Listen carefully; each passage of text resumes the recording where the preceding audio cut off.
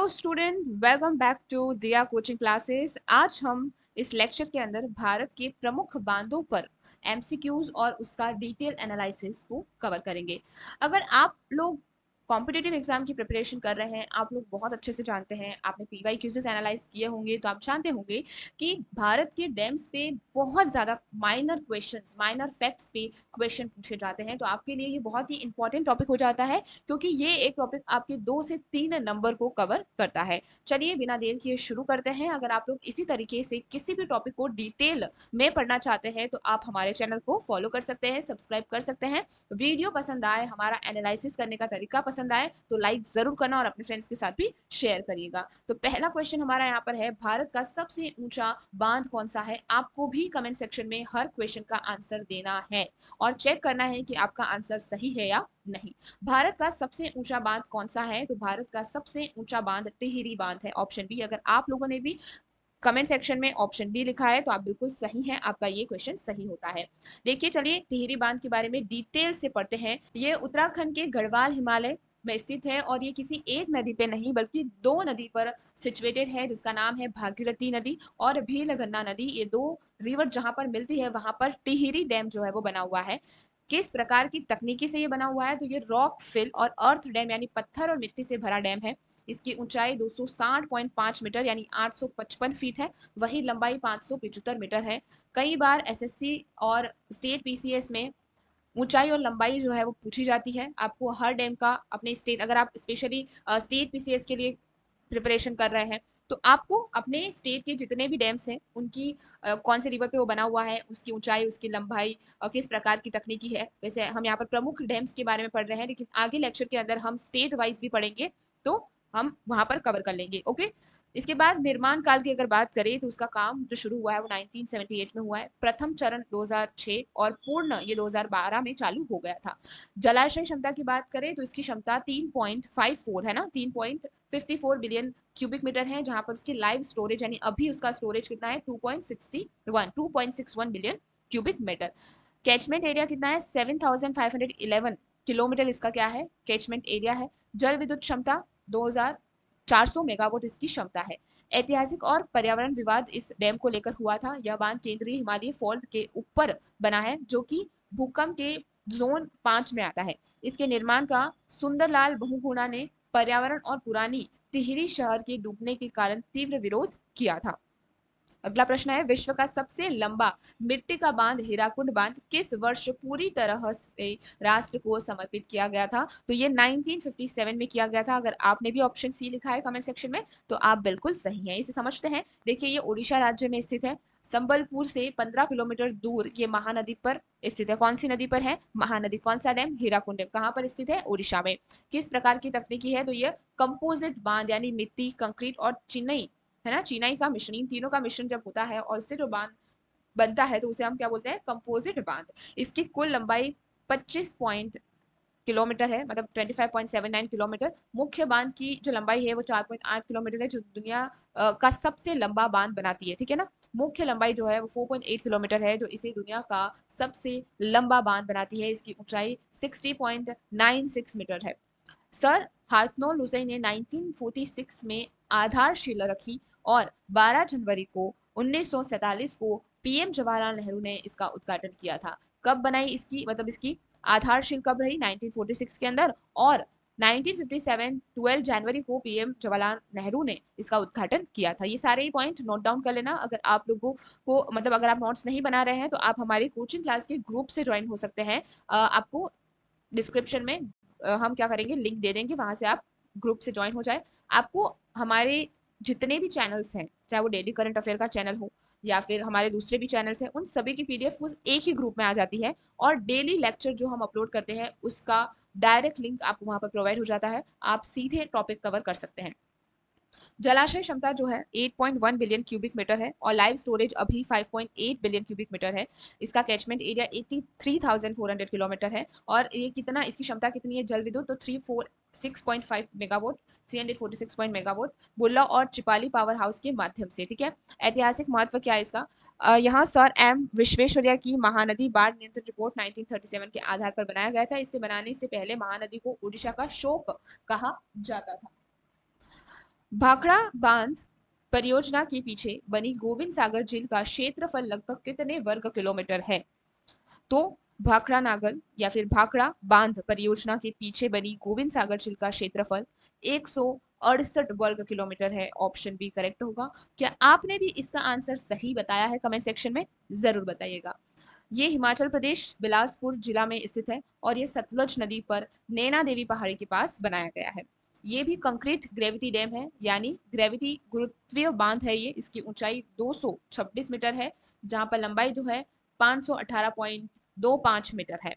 Design अमेरिकी बांध विशेषज्ञ हार्वे स्लॉकएम ने किया और इसका काम 1948 में शुरू हुआ और पूर्ण रूप से ये बनकर 1963 के अंदर बन गया था। इसकी क्षमता कितनी है? 9.34 बिलियन क्यूबिक मीटर गोविंद सागर झील की, और लाइव स्टोरेज अभी उसके अंदर 6.11 बिलियन क्यूबिक मीटर है। इसका कैचमेंट एरिया 56,980 है। इसकी क्षमता जो है जल विद्युत क्षमता वो 1325 मेगावाट है। विशेष तकनीकी तथ्य अगर देखें तो भाखड़ा बांध के नीचे पानी के भारी दबाव को संभालने के लिए इसके कंक्रीट ब्लॉक के अंदर बिलासपुर के राजा की पुरानी राजधानी डूब गई थी। यह भारत का सबसे बड़ा कंक्रीट बांध है। पत्थरों और घारे के चिनाई से बना दुनिया का सबसे बड़ा बांध नागार्जुन सागर किन दो राज्यों की सिंचाई आवश्यकता को पूरा करता है? किससे बना हुआ है? पहली बात तो ये पत्थरों और घारों की चिनाई से ये बना हुआ है, ठीक है। और ये कौन से दो राज्य को सिंचाई की आवश्यकता को पूर्ण करता है? आंध्र प्रदेश और तेलंगाना। ऑप्शन बी करेक्ट होगा। ये नलघोड़ा तेलंगाना और गुंटूर आंध्र प्रदेश की सीमा पर कृष्णा नदी पर बना है। तकनीकी देखें तो ये मैसनरी ग्रेविटी डैम यानी चिनाई वाला गुरुत्वीय बांध है। इसकी ऊंचाई 124 मीटर है और इसकी लंबाई 1550 मीटर। 10 दिसंबर 1955 को नेहरू जी ने इसकी नींव रखी थी और अगस्त 1967 को पानी छोड़ा गया, यानी इसको पूर्ण रूप से शुरू किया 1967 में।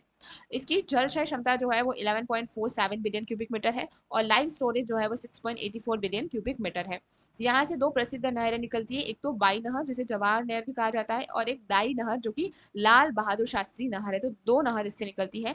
इसका जो जल विद्युत क्षमता है वो 815.6 मेगावाट है। और अगर इतिहास की बात करें तो इस बांध के डूब क्षेत्र में तीसरी शताब्दी के प्रसिद्ध बौद्ध भिक्षु नागार्जुन का नागार्जुन कोंडा विश्वविद्यालय आता था। पुरातत्व विभाग ने बांध बनने से पहले खुदाई कर उन अवशेषों को बेचकर एक द्वीप पर बने संग्रहालय में सुरक्षित किया, सॉरी बचाकर, अवशेषों को बचाकर, नहीं बेचकर, नहीं बचाकर, ठीक है।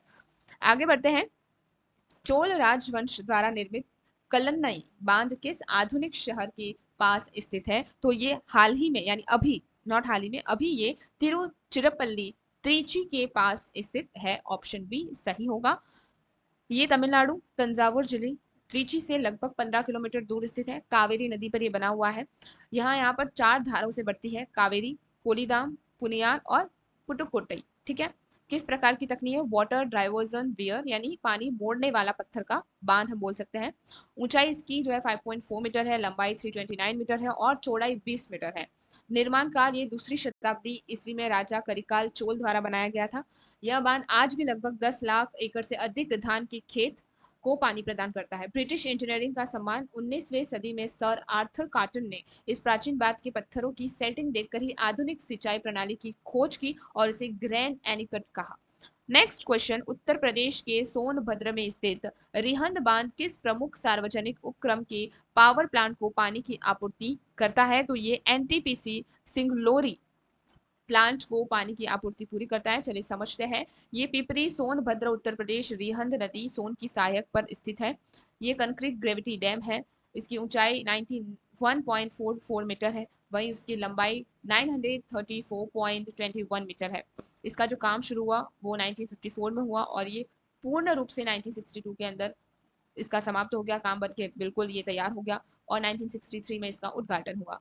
जलाशय की बात करें, कौन से जलाशय की? गोविंद बल्लभ पंत सागर की जो कुल क्षमता है वो 10.6 बिलियन क्यूबिक मीटर है। यह भारत की सबसे बड़ी पानी की आयतन वाली मानव निर्मित झील है। इसका कैचमेंट एरिया 5148 वर्ग किलोमीटर है और जल विद्युत क्षमता 300 मेगावाट है। ऐतिहासिक की बात करें तो इसके जलाशय के पानी का उपयोग सिगलोरी, रेणुकूट और ओबरा के थर्मल पावर स्टेशन और हिलाको ह्यूमिडिटी प्लांट द्वारा किया जाता है। सरदार सरोवर बांध की ऊंचाई को लेकर मेघा पाटकर द्वारा कौन सा प्रसिद्ध आंदोलन चलाया गया था? तो मेधा पाटकर द्वारा नर्मदा बचाओ आंदोलन चलाया गया था। ऑप्शन बी करेक्ट होगा। ये केवड़िया एकता नगर नर्मदा जिला गुजरात में स्थित है। कंक्रीट ग्रेविटी डैम है। इसकी ऊंचाई 138.68 मीटर है और इसकी नींव से ये 163 मीटर है इसकी ऊंचाई, अगर नींव से देखे तो ना, बेस से। और लंबाई देखे तो 1210 मीटर। 1961 में जवाहरलाल नेहरू ने इसकी नींव रखी थी। कोर्ट केस और विवादों के बाद 2017 में नरेंद्र मोदी ने राष्ट्र को समर्पित किया। जलाशय क्षमता की बात करें तो 9.5 बिलियन क्यूबिक मीटर और अभी 5.8 क्यूबिक मीटर है।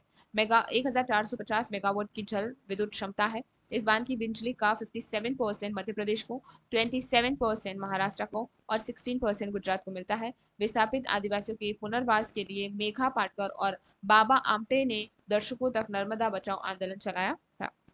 केरल का प्रसिद्ध इक्कोड़ी बांध किन दो पहाड़ों को आपस में जोड़कर बनाया गया है? तो ये कुरावन और कुराथी दो प्रसिद्ध बांध को मिलाकर बनाया है। ऑप्शन ए, केरल का प्रसिद्ध इक्कुड़ी बांध कुरावन और कुलारी दो पहाड़ी को आपस में जोड़कर बनाया गया है। ये केरल राज्य में पेरियार नदी पर बना है। कंक्रीट डंबल कवरेचर आर्क डैम है, यानी हवा में धनुष की तरह मुड़ा हुआ बांध है। इसकी ऊंचाई 168.91 मीटर और लंबाई 365.85 मीटर है। ये योजना 1932 की थी और इसका जो निर्माण शुरू हुआ 1969 में हुआ और 1975 में इंदिरा गांधी ने इसका उद्घाटन किया कनाडा सरकार के सहयोग से। इसका जलाशय क्षमता जो है 1.99 बिलियन क्यूबिक मीटर है। ठीक है, इक्कुड़ी जलाशय 3 बांधों यानी इक्कुड़ी, चेरुथोनी और कुल्लमावू से मिलकर बनता है। 780 मेगावाट इसकी विद्युत क्षमता है। कर्नाटक के अलमट्टी बांध, लाल बहादुर शास्त्री बांध का पानी मुख्य रूप से किस शुष्क क्षेत्र की सिंचाई के लिए उपयोग होता है? तो ये उत्तर कर्नाटक, विजयपुर, बागलकोट और गुलबर्ग में उपयोग होता है। स्थान बागलकोट या विजयपुर, कर्नाटक, कृष्णा नदी पर। तकनीकी प्रकार अर्थ कम मैसनरी डैम। ऊंचाई और लंबाई 52.25 मीटर और लंबाई 1565 मीटर। निर्माण जो है 2005 में चालू हुआ। इसकी क्षमता 3.48 बिलियन क्यूबिक मीटर है। 290 मेगावाट जल विद्युत क्षमता है। आंध्र प्रदेश ने सुप्रीम कोर्ट में याचिका दायर की थी कि यदि इस बांध की ऊंचाई 1519 मीटर से ऊपर बढ़ाई गई तो निचले राज्यों को पानी नहीं मिलेगा। इसे बजाज ट्रिब्यूनल द्वारा सुझाया गया था। नेक्स्ट, सर एम बिश्नोई द्वारा डिजाइन किया गया कृष्णा राजा सागर बांध किस विशेष सुर्खी से बनाया गया था जिसमें सीमेंट का उपयोग नहीं हुआ है? तो ऑप्शन बी, सुर्खी मोर्टार, चूना और पक्की हुई ईंट पाउडर से बनाया गया है। ये मंडया या मैसूर कर्नाटक कावेरी नदी पर स्थित है। मैनगरी ग्रेविटी डैम है, मैसेजनरी ग्रेविटी डैम है। इसकी ऊंचाई 39.8 मीटर है, वहीं लंबाई 2620 मीटर। काम शुरू हुआ 1911 में, पूर्ण हुआ 1931 में।